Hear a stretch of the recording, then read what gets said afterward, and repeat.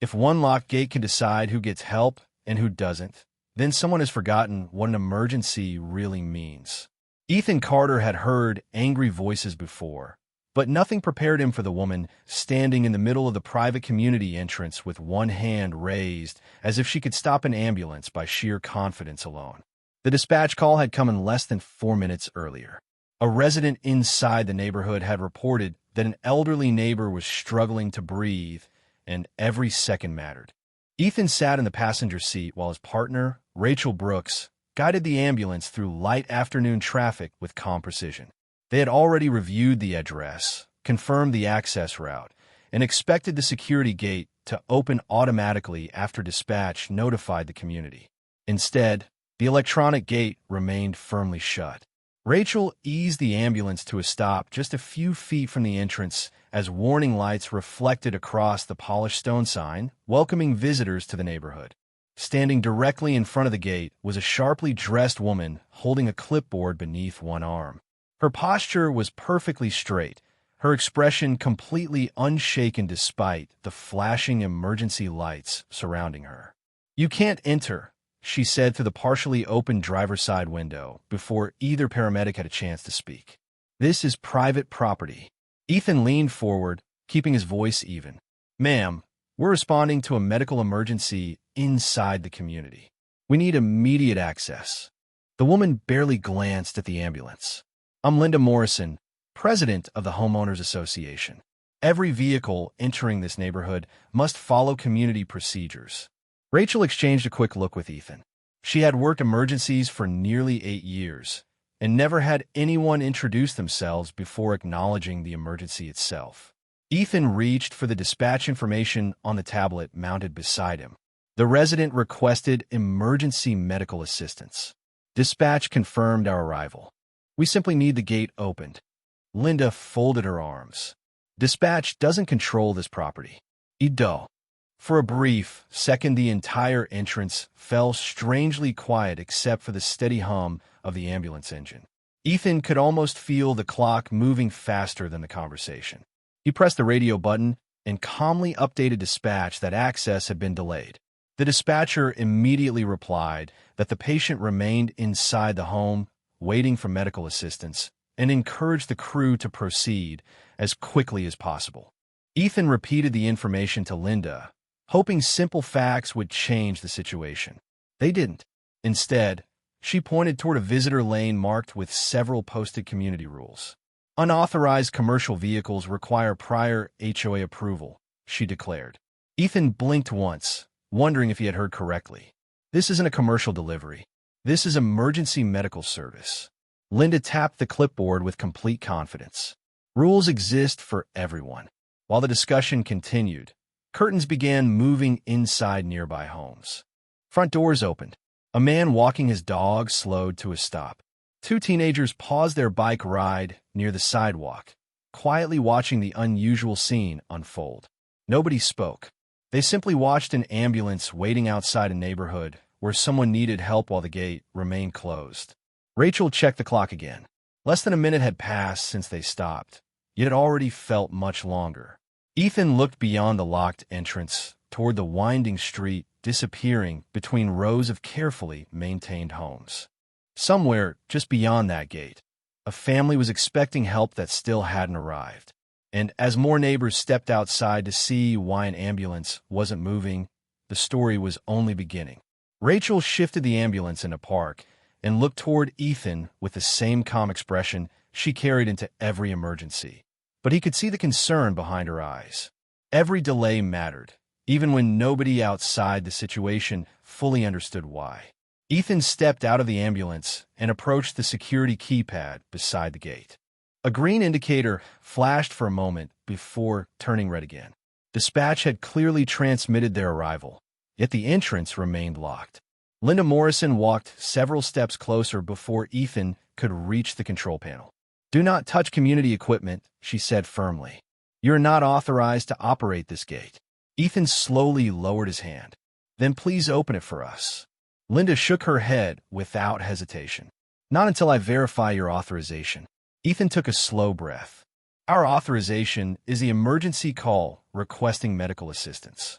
Linda opened the clipboard and calmly turned several pages as if she were preparing for a routine committee meeting instead of standing in front of an ambulance. The board adopted new access procedures after several delivery companies entered without permission, she explained. Every outside vehicle must be documented. Rachel stepped beside Ethan. Ma'am, we can complete any paperwork after we make sure your resident receives care. Linda looked directly at her. That is not how this neighborhood operates. Across the street, more front doors opened. The man walking his dog quietly crossed to the opposite sidewalk for a better view. A woman watering flowers lowered the garden hose and stared toward the entrance. Two teenagers whispered to each other while one discreetly lifted a phone and started recording. Ethan noticed but kept his attention on the gate. He pressed the radio again. Dispatch confirmed that family members inside the home had called back asking where the ambulance was because they could hear the siren but could not see emergency responders. Ethan answered honestly, "We are being denied entry." There was a brief silence over the radio before the dispatcher asked him to repeat the statement. He did. Rachel glanced beyond the gate and spotted movement nearly 300 feet inside the neighborhood. A middle-aged man was running toward the entrance, waving both arms. As he came closer, his voice became clear. "Please let them in. My father needs help." He reached the locked gate, slightly out of breath, and grabbed the metal bars. "Open it now." Linda remained remarkably composed. "You need to calm down, Mr. Harris. We are following community procedures." "Forget the procedures," he replied. "Open the gate." Ethan stepped closer without raising his voice. "Sir, we are ready to help the moment we can reach your father." Mr. Harris nodded anxiously. "He was awake when I called. Now he is barely responding." Rachel quietly retrieved additional equipment from the ambulance so they could move immediately once access was granted. She deliberately placed the medical bag beside the entrance where everyone watching could see they had no intention of wasting another second. Linda watched the growing crowd instead of the equipment. She seemed increasingly aware that nearly every nearby resident had stopped what they were doing. Several people now stood on sidewalks. Others watched from driveways. Phones remained pointed toward the gate. Ethan noticed something else. The community security camera mounted above the entrance slowly rotated toward the gathering crowd before settling directly on the ambulance, the gate, Linda, and every word being spoken. Whatever happened next would not depend on anyone's memory alone. The atmosphere outside the entrance shifted from confusion to disbelief as more residents gathered along the sidewalks. Nobody seemed interested in leaving. Instead, they quietly watched the unusual standoff unfold in front of the locked gate. Mr. Harris remained only a few feet away, gripping the metal bars while looking back toward his home every few seconds. Ethan checked the time again and updated dispatch with another comm report. The answer came back immediately. The dispatcher explained that the caller inside the home had become increasingly distressed because the ambulance had still not reached the patient. Rachel met Ethan's eyes for only a moment before both of them silently understood the same thing. They could not force their way through private property, but they also could not simply leave. They had to keep searching for another solution. Ethan stepped closer to the pedestrian entrance beside the main gate. It also required electronic access. He tested the call button. After several seconds, a voice from the security office answered. "Security desk." Ethan identified himself and explained the situation. Before the security employee could respond, Linda raised her voice just enough to interrupt. "Do not authorize entry until I approve it." The line went quiet. Ethan thanked the employee anyway and ended the call. That brief exchange did not go unnoticed. Several residents exchanged puzzled looks. One elderly woman quietly shook her head. "I have lived here for 12 years, she said to no one in particular. "I have never seen emergency responders kept outside." Her words spread through the crowd almost as quickly as the story itself. Another neighbor, a retired school principal named Susan Miller, stepped forward holding her phone. "I recorded everything since the ambulance arrived," she said. "Nobody can say later that this was misunderstood." Linda turned toward her with a polite but firm smile. "Recording people inside a private community may violate neighborhood policies." Susan did not lower her phone. We are standing outside the gate, and this concerns public emergency services. Several nearby residents quietly nodded. Rachel noticed that the balance of the conversation was slowly changing. Only a few minutes earlier, everyone had been silently observing. Now they were beginning to ask questions. Why the gate not opened automatically? Why was emergency access being delayed? Why did the family have to plead for help? Linda answered each question with nearly identical responses about procedures, documentation, and community standards. Ethan never interrupted her. Instead, he continued preparing equipment beside the ambulance so that nothing would delay them once the gate finally opened. Then something unexpected happened. A compact security cart approached from inside the neighborhood and stopped near the entrance. The uniformed security officer climbed out carrying a small electronic tablet. His expression suggested he would rather be anywhere else. He looked first at Linda, then at Ethan, then at the anxious faces gathering around the entrance. "There may be another issue," he said carefully. Linda immediately crossed her arms. "There is no issue. The gate remains closed until authorization is complete." The officer hesitated before speaking again. "The system log shows an emergency access request was received several minutes ago." The crowd suddenly became very quiet. Linda answered almost immediately. "That does not change my decision." The officer looked back down at the tablet, scrolling through the records one more time as if hoping he had read them incorrectly. Then he slowly lifted his eyes toward Ethan. "According to this log, the gate should have opened automatically the moment your ambulance arrived." For the first time since the ambulance had arrived, Linda Morrison did not answer immediately. She glanced toward the security officer's tablet, then back at the growing circle of residents who had heard every word. The officer shifted uneasily before turning the screen toward her. "The emergency access request was accepted by the system," he said carefully. "The log shows the gate received the command to unlock." Ethan remained completely still. He had learned long ago that facts carried more weight when people discovered them on their own. Rachel quietly stood beside the medical bags, ready to move the instant the entrance opened. Mr. Harris looked from the tablet to the locked gate with visible disbelief. "Then why is it still closed?" he asked. The security officer swallowed before answering. The automatic command was manually overridden. The silence that followed lasted only a few seconds, but it felt much longer. Several neighbors exchanged confused glances. Susan Miller lowered her phone just enough to look directly at Linda. "Who can override emergency access?" she asked. The officer hesitated again. "Only the security supervisor and the president of the homeowners association have that level of authorization." Nobody needed him to explain who currently held that position. Linda straightened her shoulders and answered before anyone else could speak. "Emergency systems sometimes require human judgment. I believe verification was appropriate." Ethan responded in the same calm tone he had used from the beginning. "Ma'am, our dispatch information had already been confirmed. Every minute spent discussing access delayed our response." Linda looked directly at him. "I made the decision I believed protected the community." A murmur spread through the crowd. Some residents quietly repeated her words while others shook their heads. Then another voice came from the back of the gathering. An older man wearing a baseball cap stepped forward slowly. "My name is Walter Jennings," he said. "I served on this association board before Linda took over." Several residents immediately recognized him. Walter looked toward the security officer. "When I was on the board, we changed the rules so emergency vehicles would never wait at this gate again." The officer nodded. "That policy is still active." Walter folded his arms.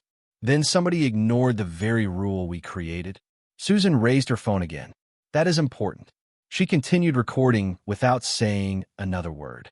Rachel noticed another resident pointing toward the security camera above the entrance.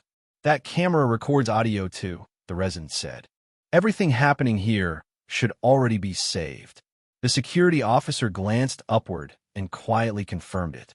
"Yes, the entrance camera records continuously." Ethan exchanged a brief look with Rachel.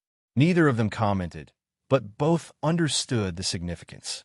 Independent recordings now existed from multiple sources. Nothing depended on memory anymore. Just then, The dispatch radio crackled again. The dispatcher reported that another emergency response supervisor had been notified about the unusual access delay and was requesting a detailed status update. Ethan calmly explained that they were still outside the entrance while access remained restricted despite confirmation that emergency authorization had already been approved electronically. Several residents overheard the transmission. The expressions around the gate changed again. Curiosity was giving way to concern. What had seemed like a disagreement over neighborhood rules was beginning to sound like something much more serious. Before anyone could continue the discussion, the distant sound of another vehicle approached from the main road. Every head turned toward the intersection as a police cruiser slowly entered the street, leading directly to the neighborhood entrance. The police cruiser rolled to a smooth stop beside the ambulance, and the sudden arrival of another authority changed the mood at the entrance almost instantly. Officer Daniel Reyes stepped out, took one careful look at the locked gate, the waiting ambulance, the growing crowd, and then walked directly toward Ethan. "I am Officer Reyes," he said. "Dispatch advised there was a delay involving emergency access. Can you tell me exactly what happened?" Ethan answered without emotion or exaggeration. He explained the timeline from the moment they received the emergency call, their arrival at the community entrance, the refusal of entry, the repeated requests for access, and the confirmation from the security officer that the electronic system had approved emergency entry before the override kept the gate closed. Officer Reyes listened without interrupting and wrote several notes before turning toward Linda Morrison. "Ma'am, I would like to hear your understanding of the situation." Linda remained composed. "I acted within my authority as president of this homeowners association. My responsibility is protecting this community. I believe verification was appropriate before allowing access." Officer Reyes nodded politely. "Did you manually prevent the gate from opening after the emergency access request was received?" Linda paused just long enough for several nearby residents to notice.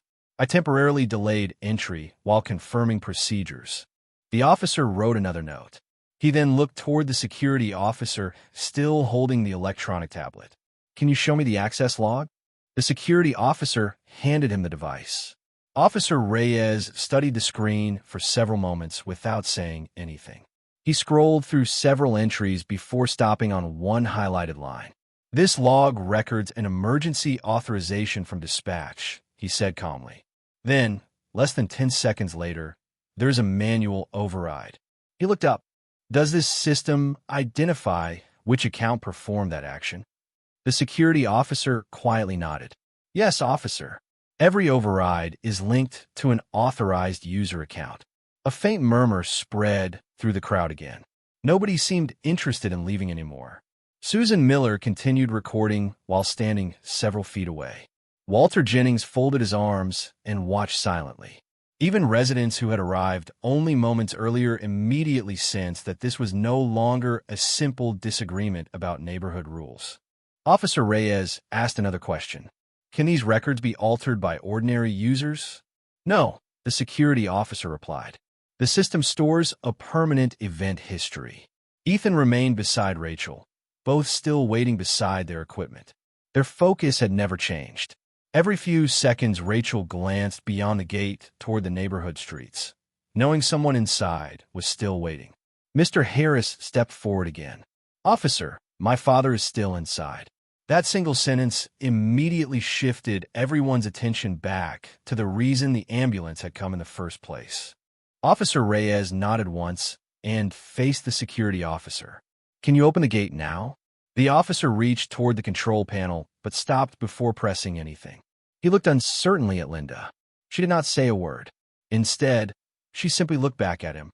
After an uncomfortable pause, the officer slowly entered his security code. A loud mechanical click echoed across the entrance.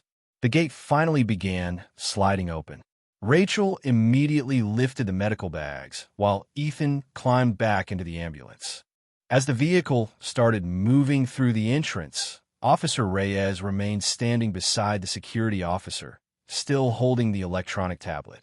Before the ambulance disappeared around the first curve inside the neighborhood, He quietly requested that the complete security log and all entrance camera recordings be preserved because he intended to review every minute of what had happened that afternoon. The ambulance followed Mr. Harris through the quiet neighborhood streets, passing rows of carefully maintained homes that now seemed strangely still after everything that had happened at the entrance.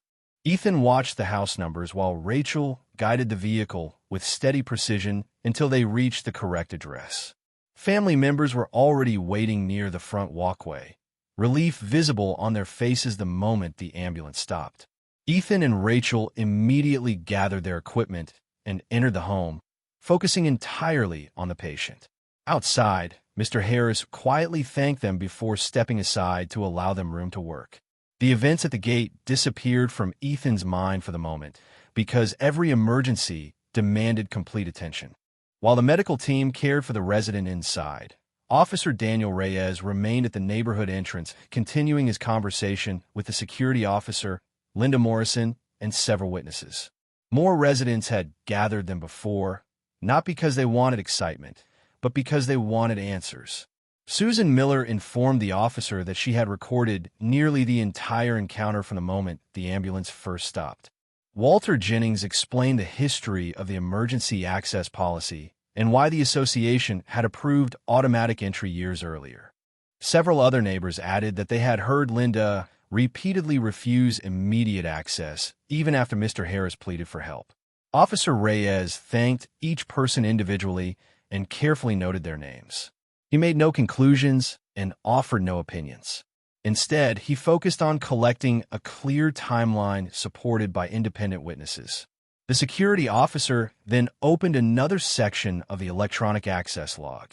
"There's something else you should see," he said. Officer Reyes looked down as the screen displayed each command issued to the entrance gate that afternoon. The sequence was easy to follow. Dispatch authorization had arrived first. The system accepted it immediately. Less than 10 seconds later, a manual command canceled the automatic opening. Nearly 8 minutes passed before the gate finally received another command allowing entry. Officer Reyes studied the timestamps twice before asking a simple question. "Who has access to this administrator account?" The security officer answered quietly. "Only 2 people, me and the homeowners association president." Linda remained composed. "I have already explained why delayed entry." The officer nodded respectfully. "I understand your explanation. I am simply documenting the sequence of events." At that moment, another neighborhood resident stepped forward. She introduced herself as Karen Ellis and said she served on the current Homeowners Association board. "Officer," she said, "our board handbook specifically states that emergency responders are never supposed to be delayed at the entrance. We reviewed that policy during our last annual meeting." Several people looked toward Linda with surprise. Karen continued carefully. "We discuss landscaping, parking, and maintenance all the time, but emergency access has never been controversial because everyone agreed it should remain automatic." The statement changed the atmosphere once again. This was no longer only the opinion of frustrated neighbors. It came from someone currently serving alongside Linda on the association board. Officer Reyes wrote another note before asking if Karen would be willing to provide a formal statement later. She agreed without hesitation. As the conversation continued, the security officer received an alert on his tablet. He looked at the message, then at Officer Reyes. "The system administrator has confirmed that today's entrance camera recordings have already been backed up to secure storage. They cannot be overwritten." The officer gave a small nod of appreciation. Every important conversation, every command entered into the gate system, every minute the ambulance waited outside, and every request for access now existed in multiple permanent records. The unanswered questions were becoming fewer, and the documented facts were becoming impossible to ignore. Nearly 30 minutes after entering the neighborhood, Ethan and Rachel stepped out of Mr. Harris's home with the same steady professionalism they had shown from the beginning of the afternoon. The immediate medical emergency had been addressed, and the atmosphere outside the house felt noticeably calmer.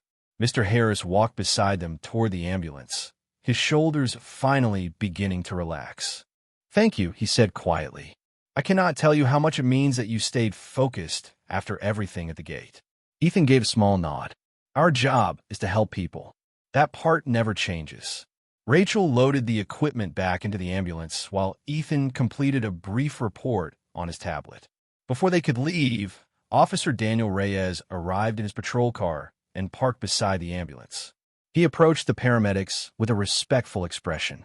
I wanted to let you know that I have collected statements from several witnesses, and I may need a copy of your dispatch timeline later.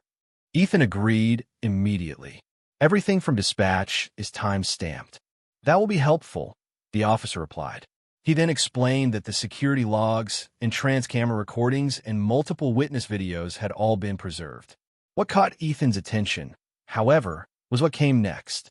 The security system administrator reviewed one additional record. Officer Reyes said, "There's an audio log attached to administrator commands." Rachel looked up. An audio log? The officer nodded.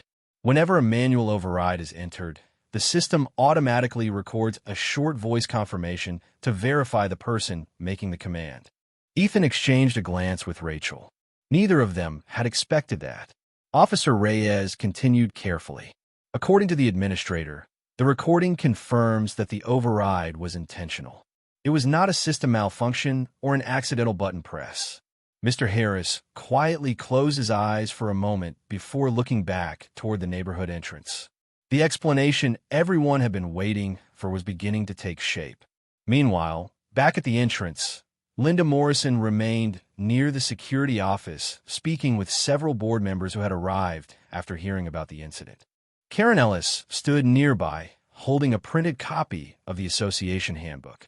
She opened it to a highlighted page and showed it to the other board members. "Emergency responders shall be granted immediate access without delay," she read aloud. "This policy exists to protect residents during urgent situations." Walter Jennings, who had also remained at the entrance, slowly nodded. "That is exactly the language our board approved years ago." One of the newer board members looked genuinely surprised. "I thought today's delay happened because of a new policy." Karen shook her head. "There has never been a vote changing this section." As more residents overheard the conversation, the mood shifted again. Earlier in the afternoon, many people had assumed there had simply been confusion about neighborhood rules. Now, they were learning that the written policy had never supported delaying emergency responders at all.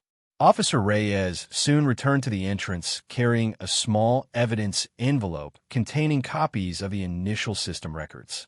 He informed everyone present that additional documentation would be requested from the community management company to verify administrative access history. Linda responded that she had acted in what she believed were the neighborhood's best interests. The officer acknowledged her statement without argument. "That explanation will be included with the rest of the information," he said. As the afternoon sun dropped lower across the entrance, nearly everyone present realized that the discussion had moved beyond opinions.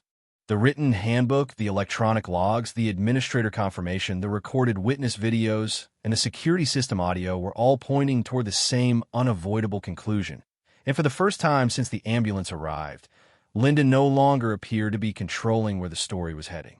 The following morning, the neighborhood looked exactly as it always had from the outside. Freshly trimmed lawns, spotless sidewalks, and neatly arranged flower beds gave the impression that nothing unusual had happened.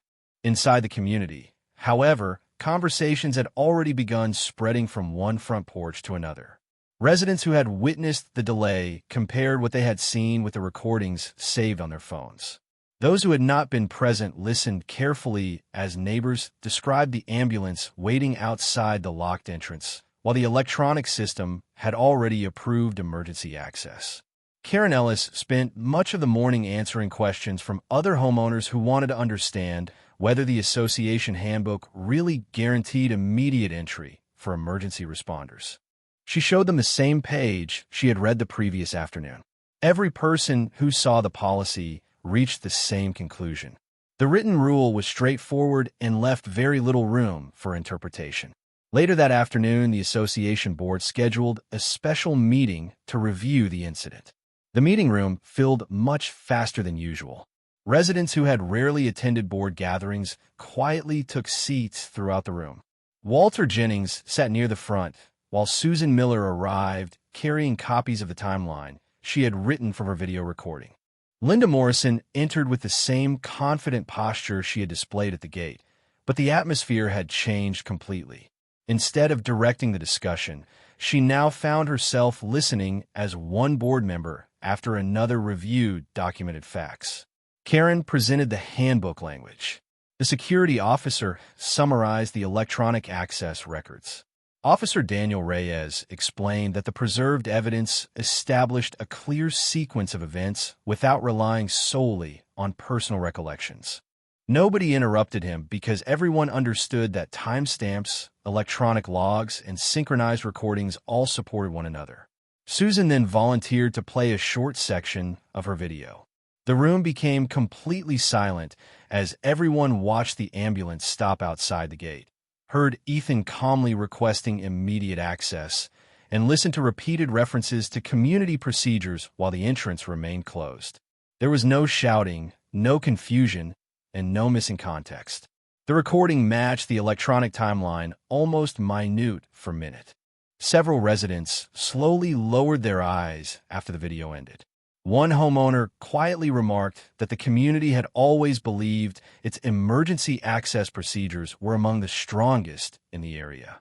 Another resident responded that written policies meant very little if they could be ignored at the exact moment they mattered most. Linda explained once again that she believed she had been protecting the neighborhood, but this time her words were followed by thoughtful questions instead of agreement. Board members asked why the established emergency policy had not been followed. Residents asked why dispatch authorization had not been considered sufficient. Others wondered why no alternative solution had been offered once the family pleaded for help. Each question returned to the same documented timeline. By the end of the meeting, the discussion was no longer centered on personalities. It had become a conversation about responsibility, judgment, and public trust. Before everyone left, the board voted to commission an independent review of the association's emergency access procedures and administrative authority. The motion passed with overwhelming support. As residents quietly walked out of the meeting room, many stopped to thank Karen, Walter, Susan, and the security officer for speaking honestly. Outside, Ethan and Rachel knew nothing about the vote because they had already moved on to another shift, helping another family somewhere else. Yet without realizing it, their calm professionalism had become the standard against which everyone else's actions were now being measured. Several weeks passed before the neighborhood finally settled into a new routine, but the events of that afternoon continued to shape conversations throughout the community.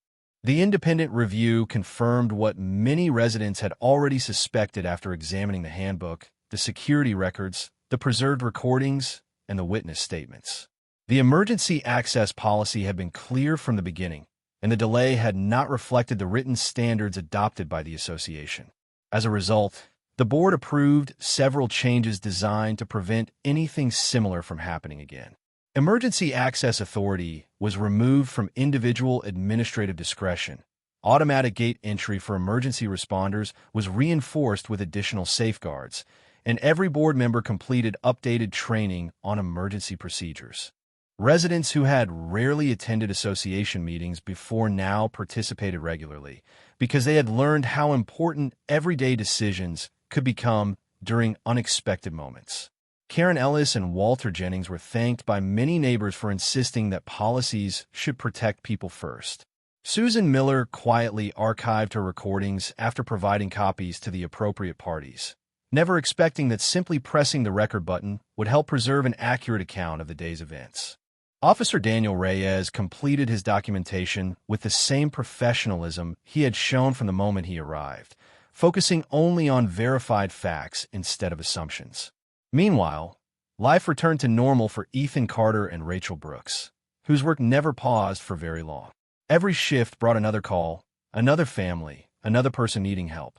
They rarely spoke about the neighborhood because they believed every emergency deserved their full attention, regardless of what happened before they reached the patient. One afternoon, however, they received an envelope addressed to their station. Inside was a handwritten note signed by dozens of residents from the community. The message thanked them for remaining calm, respectful, and committed to their responsibilities despite the obstacles they encountered. Mr. Harris added a personal note explaining that his father had continued recovering at home and often spoke with gratitude about the medical team that never stopped trying to reach him. Rachel smiled as she finished reading the letter before placing it on the station bulletin board where the rest of the crew could see it. Ethan simply nodded and returned to checking the ambulance for the next call. To him, appreciation was meaningful, but preparation for the next emergency mattered just as much. Months later, visitors entering the neighborhood noticed a small sign near the security entrance that had not been there before. It reminded residents and guests that emergency responders would always receive immediate access because every second could matter. Most people drove past without giving it much thought, but those who remembered that afternoon understood why those simple words carried so much weight. The carefully landscaped entrance no longer represented control or authority alone. It had become a quiet reminder that communities are strongest when rules support common sense, compassion, and responsibility instead of standing in their way. In the end, nobody remembered the neighborhood because of its gates or its appearance. They remembered the people who chose honesty over silence, facts over assumptions, and service over pride. The most powerful moment had never been when the gate finally opened. It had been when ordinary neighbors realized that protecting a community begins with protecting one another, and that lesson remained long after every vehicle had driven away.